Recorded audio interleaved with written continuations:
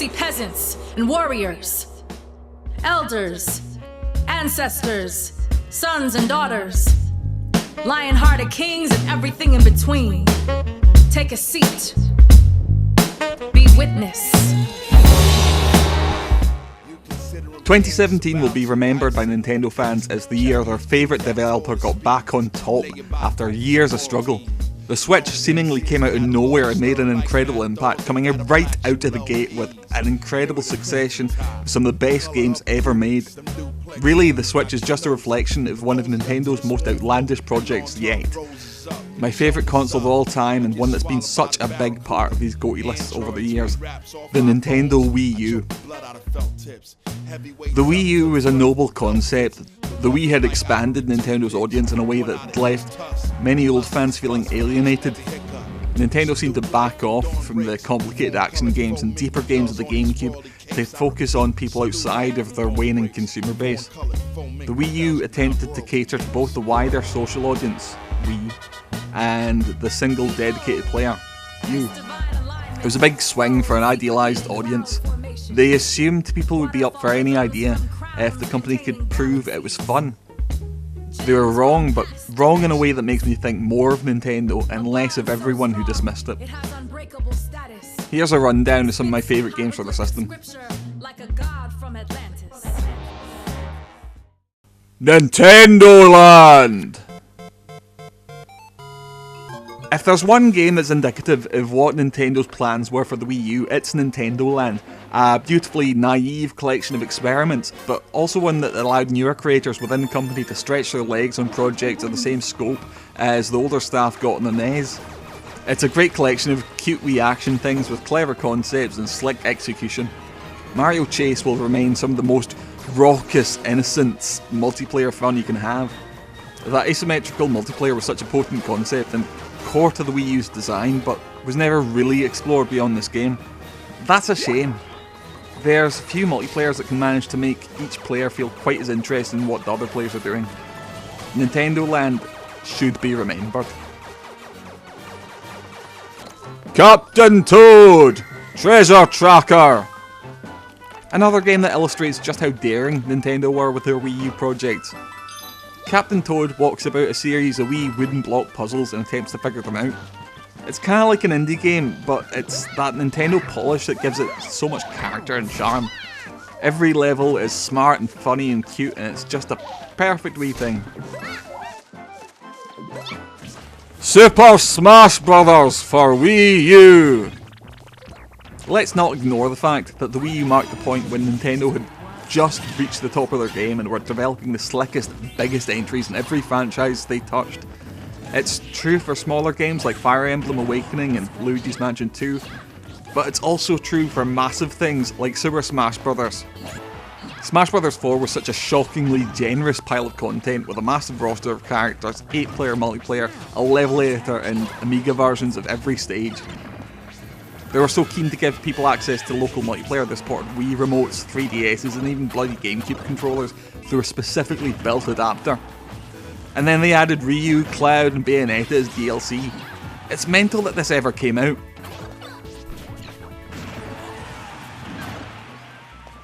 Deus Ex! Human Revolution Director's Cut. Third parties didn't do all that much with the Wii U, but occasionally a developer would get excited about what a system could offer their project and deliver something great. The Wii U version of Human Revolution is what convinced me I was really into Deus Ex, and so much of that is owed to how they just stuck Metal Gear Solid Soliton Radar on the gamepad. A cheap move, but by Christ did it work for me. Kirby and the Rainbow Paintbrush. Many claim Yoshi's Woolly World was the better of the two, but I think Rainbow Paintbrush stands out as the more unique and charming title. It's Canvas Curse again, but with big sprawling levels, a fantastic plasticine art style, and the scope of a proper platformer. Rainbow Paintbrush was lovely, and it's a good mark of how much energy there was within Nintendo's art teams during the Wii U. Scram Kitty and his buddy on rails. I don't want to forget how much I liked this Wii eShop indie release. As unique as anything else in the system, Scram Kitty was an odd blend of sci-fi action sports and top-down dungeon crawling, like a cross between Airblade and Loaded, or Unirally and Doom. A skill-based game that welcomed you in with mysterious atmosphere, great puzzles and optional challenges that were central to progression later on in the game. It got ported to other systems later on, but the Wii U is its home. You wouldn't find a game so eccentric from anything else. New Super Mario Bros. U! The people who moan about New Super Mario Bros. U are the same people who dismissed the Wii U. Don't be one of them! U was an attempt to make properly exciting Mario sequels within the new franchise. Closely modelling itself in Super Mario World, there was great variety, new power-ups, and Wii ideas like the Nabbit races. The challenge mode is also a treat for any big Mario fan. It's easily the most original 2D Mario game we've had since World, and I feel it's owed more respect than it gets. Yoshi's Island is a spin-off. This is the real Super Mario World 2. Splatoon! This is the big one for me. The Wii U wasn't just the concept of the hardware, it was a shift in Nintendo's design properties from the more conservative DS and Wii era. Splatoon was a huge bolt of energy in Nintendo's increasingly familiar and claustrophobic library, as well as the online shooter genre. The core gameplay concept was daringly original and exciting, with a bizarre setting that complemented it beautifully.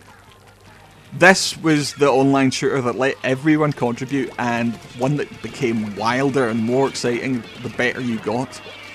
The new maps and Splatfest kept the game, and in turn the console, alive during even the bleakest of game droughts.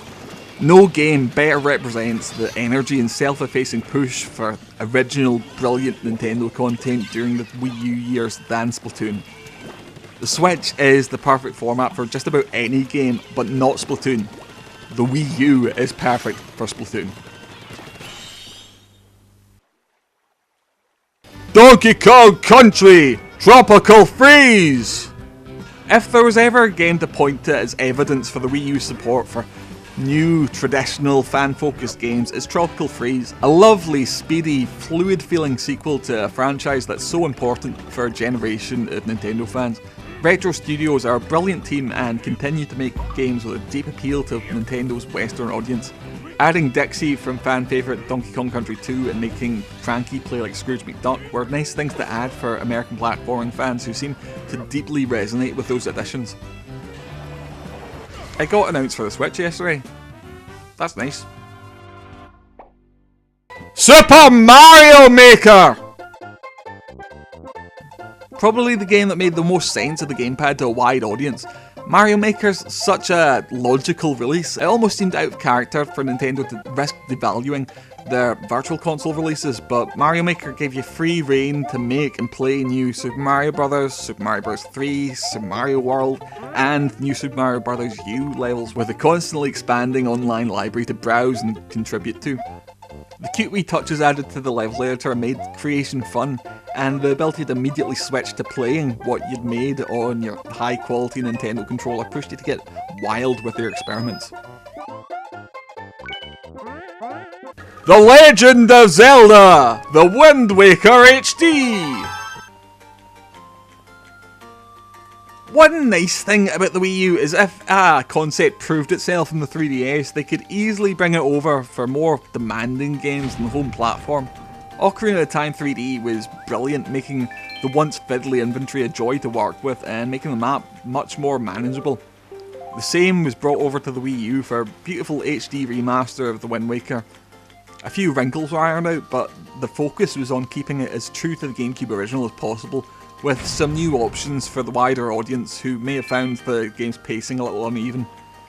It's a great version of one of the most memorable entries in the series, and it served as a great stopgap for Zelda fans eager for the next game.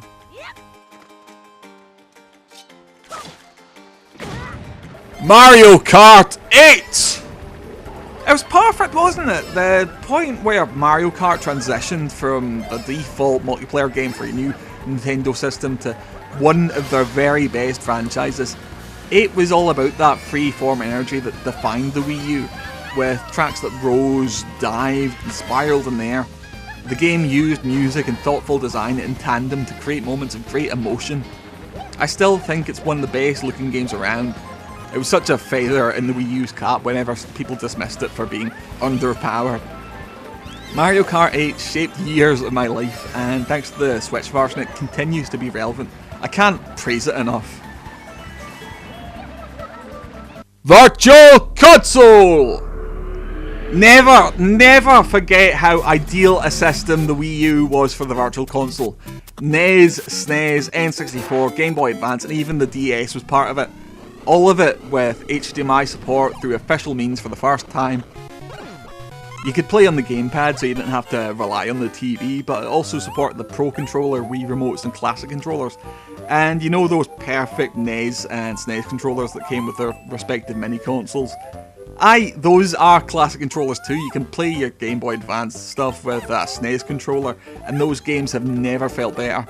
The ability to play SNES-style sequels like the Minish Cap, F-Zero Maximum Velocity and Metroid Zero Mission with that controller made them shine like never before. DS games were well supported by the system, allowing touchscreen support on the gamepad. They never really did its library justice, but it was a real treat to be able to blow these games up on a big TV. That doesn't even include the Wii games released in the eShop, which you could play on the gamepad screen. I might have never finished Xenoblade Chronicles without it. I haven't paid much attention to the homebrew scene recently, but if they let me play Resident Evil Deadly Silence at full speed on my Wii U, I'll be all over that. Star Fox Zero! Oh, fucking controversial, isn't it? Get the fuck. Zero was proper Star Fox again. No on-foot stuff, no focus on telling a story, no shapely lady foxes in first height outfits. Back to flabby heads with rubbish quips, that's what I want. The ability to aim without losing any of the control offered in the previous games was a good thing. It made all range missions far more dynamic and interesting, and it also let you shoot things without flying right into them. There was so much variety in the little campaign. I really liked being able to shift into the big chicken for more precise navigation and combat, and the slower, more deliberate stealth bits. It's a game that's as cruelly misunderstood and dismissed as the console. Super Mario 3D World! It's easy to overlook how unique a sequel 3D World is. It's true that it's just a big 3D land sequel, but that's quite a thing by itself. It took complementary aspects from the originals 64 and Galaxy and combined them together into a proper new Mario game. All these things were weirdly separate before, but 3D World took it all in and ran with it. If you're a big fan of any of the previous games, there's elements that will stick out and shine for you. I mean, Peach was playable and she could use all the power-ups. Kuribo's shoe and the cat suit, I've never felt so targeted by fan service before, and I fucking adored it. And don't let anybody dismiss the game's crucial legacy. Wow! Whoa! It was a totally plain old train before, but now it looks like the inside of a fancy modern train. Xenoblade Chronicles X! X was mental, wasn't it? So bloody big, so much going on, and then you got big robots to do it all in. This still feels like the biggest game ever to me, and it's sold to a tiny niche within the Wii U consumer base. It's so dense and full of beautiful landscapes to explore, with so much learned from Xenoblade Chronicles' snappy, generous gameplay. It's a mad sci-fi JRPG Breath of the Wild, and it's little wonder why Monolith Soft were brought onto that project after producing this. Pac-Man 3! Pac-Man 3 is one of those games I think about and sigh. Everything I love about Shigeru Miyamoto is in here. All the heart, whimsy and innovation. Sometimes I'll go back and watch videos of Miyamoto talking about Pac-Man 3. It's kinda like my It's a Wonderful Life. Nothing else can so keenly reassure me that it's worth caring about video games. I think in the face of his growing responsibilities within the company, Miyamoto had the impression that he might never get the opportunity to put his full focus on a single game again, and he put everything he had into Pac-Man 3. It was his message for a future generation. He wanted to inspire kids to fall in love with science, space and nature, and that's such a fantastic thing to pass on. And it's all within this beautiful, clever, cartoony and lovely Wii game. As clever as any Zelda and as fun and as charming as any Mario game. Setting the gamepad on a stool beside me made the game feel like an event in a way that I haven't felt since Steel Battalion. Pikmin 3 is all I need to think about to remember why the Wii U is my favourite console.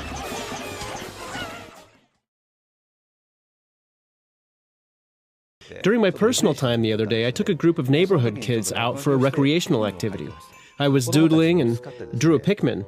One of the girls caught me and asked, "Why are you drawing a Pikmin?" And I asked if she knew Pikmin, and the girl said, "Yes." And then a slightly older boy came by and said, "Hey, that's a Pikmin." The girl went on to say, "You know, mister, there's a bad guy in the game called a Bulborb." I thanked her for the information.